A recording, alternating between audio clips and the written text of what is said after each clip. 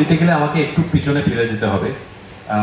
প্রথমত বলি, যদিও আমি নীরেন ভাদুড়ী নিয়ে বা সৌভিক চক্রবর্তীর লেখা নিয়ে আমি প্রথম কি বলবো ভিজুয়াল আঙ্গিকে প্রথম কাজ করা শুরু করেছি, কিন্তু এই জাতীয় গল্পে আমাকে মানে বিভূতিভূষণ বন্দ্যোপাধ্যায়, তারানাথ তান্ত্রিক এদের পর আর যার গল্প আমাকে এই স্পেসে, এই জোনের গল্পে আগ্রহী করে তোলে, সেই ভদ্রলোক এই মঞ্চেই বসে আছেন।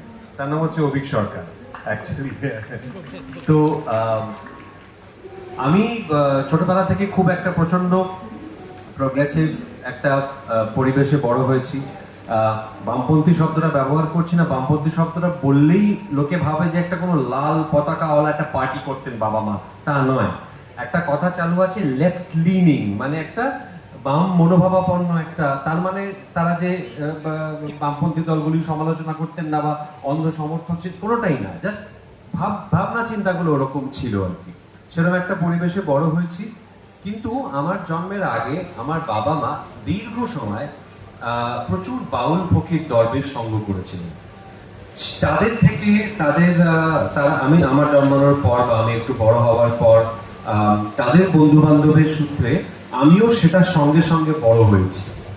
সেটা বড় হতে হতে একটু যখন মানে আরেকটু জ্ঞানগম্ভীর যখন হলো, সেই সময় এই বিষয়গুলো নিয়ে পড়াশোনা করার একটা আমার আগ্রহ হলো।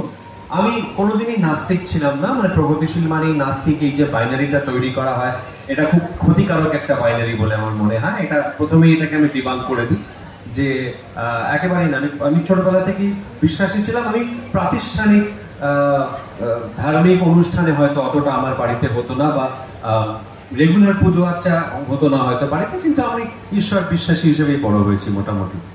একটু জ্ঞানগম্যী যখন হলো তখন এই বাউল ফকির, তাদের দর্শন, এটা পড়াশোনা শুরু করতে গিয়ে আমার একটুখানি সুধীর বাবুর বই, সুধীর চক্রবর্তীর বই, এদের বইগুলো পড়তে গিয়ে দেখলাম যে কোথাও একটা লেয়ারে এই তাদের দর্শনের সঙ্গে কোথাও রিমোটলি তন্ত্রের একটা যোগাযোগ আছে কোথাও। এইখান থেকে আমি বুঝতে পারলাম যে আমার ভিতরে এই আগ্রহটা বা এই বিষয়গুলো নিয়ে ইন্টারেস্টটা প্রবলভাবে আছে।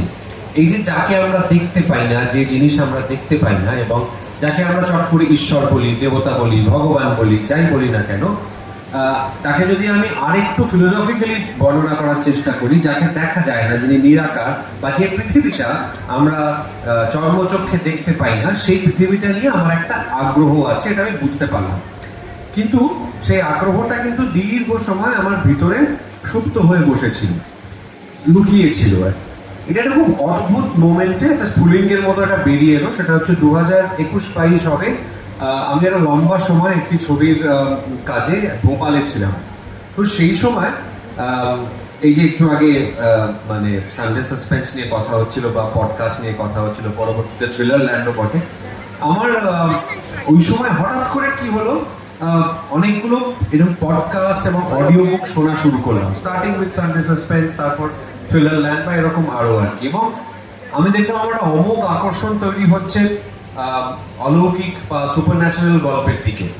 এবং যে প্রথম যে গল্পকে শুনে আমি শুরু করেছিলাম আমার এই অডিও বুকে সুপারন্যাচারাল গল্প শোনার যাত্রাটা, জার্নিটা, সেটা হচ্ছে খুব আনন্দের সঙ্গে বলছি, অতি সম্প্রতি সেটির প্রোডাকশন আমি করতে পেরেছি, এগেন একটি সিরিজ আকারে। হয়তো 2-3 মাসের মধ্যেই আপনাদের সামনে, সকলের সামনে সেটা আসবে। সেই গল্পটির নাম হচ্ছে, অনেকেই জানেন, সবাই জানেন, গল্পটির নাম হচ্ছে ভোগ, অভিক বাবুর লেখা, অভিজ্ঞার লেখা। তো আমার এখনো মনে আছে, আমি হাঁটতে বেরিয়েছিলাম সন্ধেবেলা, আমরা যেখানে শুট করছিলাম সেখান থেকে আমাদের হোটেলটা, হ্যাঁ হ্যাঁ হ্যাঁ, তো আমার 8টা সাড়ে 8টা নাগাদ আমার টাকা হয়েছে। আমার সকালে সেদিনকে মানে শারীরিক কসরত করা হয়নি, এক্সারসাইজ করা হয়নি, সময় পাই। তো আমি ঠিক করেছি যে ভোপাল রাস্তা একটু মানে মানে যাই হোক, মানে অতটা তোকে চেনে না ওখানে। তো আমি শীত করছে, নভেম্বর মাস, আমি একটা সুন্দর একটা হুডি চাপিয়ে বেশ 5-6 কিলোমিটার দূরে আমাদের হোটেলটা, সলিড একটা হাঁটা হবে। তো আমি কানে বুক লাগিয়ে আমি হাঁটা শুরু করেছি। এইবার 5-6 কিলোমিটার হাঁটতে বুঝতেই পারেন একটা মানে সময় লাগছে, একটু বেশি ছিল, 7-8 কিলোমিটার বোধ হয়। মাঝপথ নাগাদ গিয়ে এবার আমি খালি ভাবছি আমার গাড়ির ড্রাইভারের নম্বরটা কোথায় গেল, তাকে ডেকে নি নাকি মাঝপথে ডেকে নি। এবং তখনই আমি ঠিক মানে মনে হয়েছিল যে একদিকে যেরকম সেটাও মনে হয়েছিল, অন্যদিকে এটাও মনে হয়েছিল যে এই ধরনের গল্পগুলো নিয়ে আমি কাজ করতে চাই।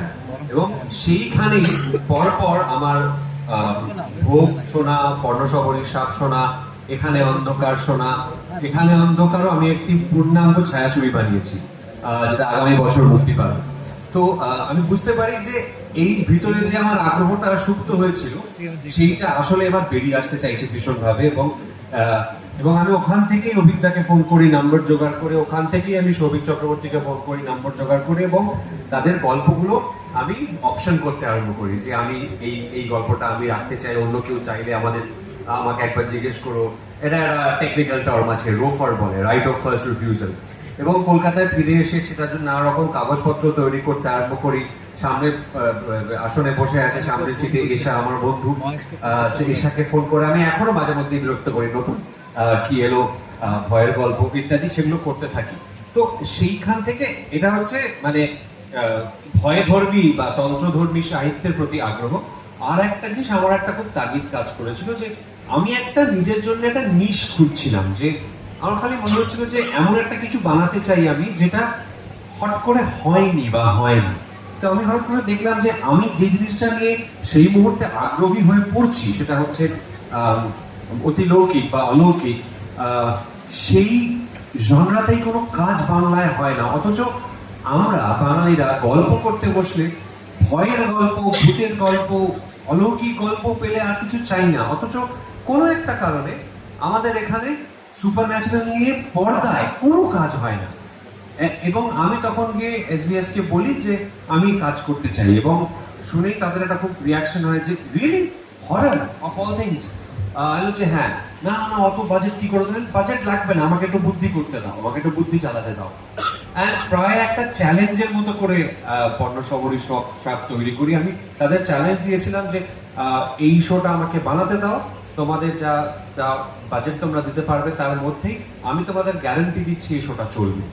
এবং সেরকম একটা চ্যালেঞ্জ করে তৈরি করার পর when the show became a great success, এখন আমার সঙ্গে এসবিএফ কথা বলতে গেলে ভূত ছাড়া কিছু বলেই না, এ হয়েছে মহাজালা। তো এই সম্প্রতি এই রাত তোমার আমার বলে একটি ছবি আমার তৈরি মুক্তি পেয়েছে, সেটি হরর থেকে অনেকটা দূরে বলে আমার ধারণা ওনাদের এই ভরসাও হয়েছে যে আমি হরর ছাড়া অন্য কিছু বানাতে পারি। কিন্তু এই পর্ণশবরী সাপ, নিকষ ছায়া এবং বর্তমানে ভোগ, এই তিনটে কনস্ট্যান্টলি বানাবার ফলে আমাকে এরকম বলাও হয়েছে, নানা জায়গায় শুনেছি যে তুই না একটা কাজ কর, তুই না ব্লাম হাউস হয়ে যা বাংলা, এরকম একটা বলা হয়েছে। আর এসবিএফ এর কর্ণধার শ্রীকান্ত মহতা তার ইনিমিটেবল একটা উচ্চারণে একদিন আমাকে বলেছিলেন যে ইউজুয়ালি আমরা জানি ভূত লোককে ধরে, বা তুই না ভূতকে ধরেছিস। So that's quite interesting. তো আমার সত্যি সত্যি একটা জেনুইন ইন্টারেস্ট আছে, যেটা একটা খুব দার্শনিক আত্মিক জায়গা থেকে আগ্রহটা তৈরি হওয়া। এবং এটা ভেবে ভালো লাগে যে সেই আগ্রহটাকে আমি কোথাও একটা পর্দায় আনতে পেরেছি, এবং সেগুলি মানুষ দেখেছেন, বিপুল পরিমাণে দেখেছেন, এবং সেটা কোথাও একটা সবাইকেই সাহস দিয়েছে যে সুপার ন্যাচারাল হরর বলি, তন্ত্রধর্মী হরর বলি, এগুলো নিয়ে কাজ করলে কাজ করা যায়, বাংলাতে আমাদের সীমিত পরিসরেও এগুলো নিয়ে কাজ করা যায়। লাভলি। এবার যেহেতু ভোগের প্রসঙ্গ